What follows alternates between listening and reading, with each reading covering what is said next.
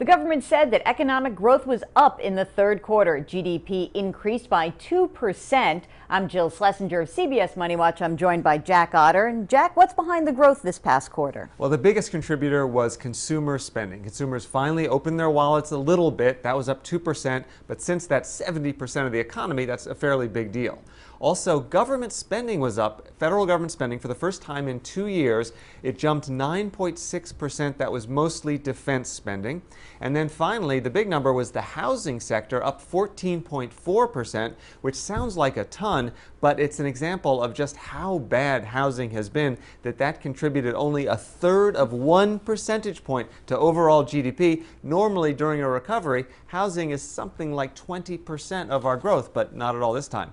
Now, also interesting, against all this fairly good consumer and housing news, business spending actually was down. Yeah, this was interesting because I think businesses are holding back right now. They are much more attuned to the fiscal cliff, the combination of tax increases and government spending cuts that are due to take place in January. A lot of business leaders and a lot of fund managers are actually really hyper-focused on this and worried about it. I think also businesses are much more susceptible to global growth, which has been dropping. And if you look at our export number inside of the GDP, it was down. Not good for our manufacturers, not good for some of our multinational companies.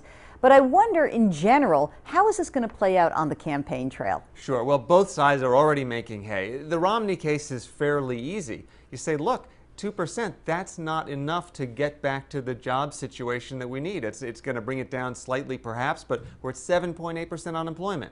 The Obama case is a little tougher to make, but he says, look, when I took office, GDP in that quarter was down 8.9%. Now we're up 2%. That's a pretty good spread.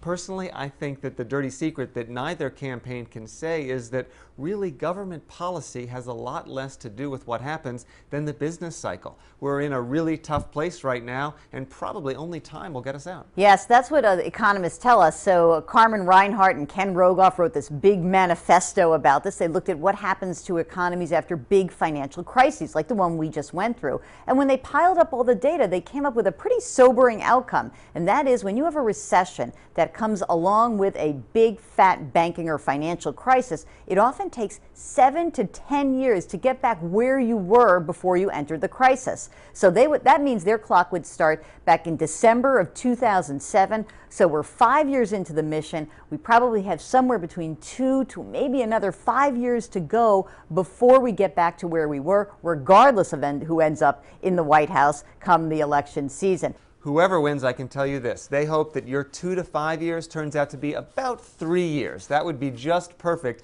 if you're running for office in the next election. Well, keep it tuned here at CBSNews.com. For the next 12 days, we'll be covering the economy, politics, and don't forget next week, the last jobs report before the election. Thanks for watching.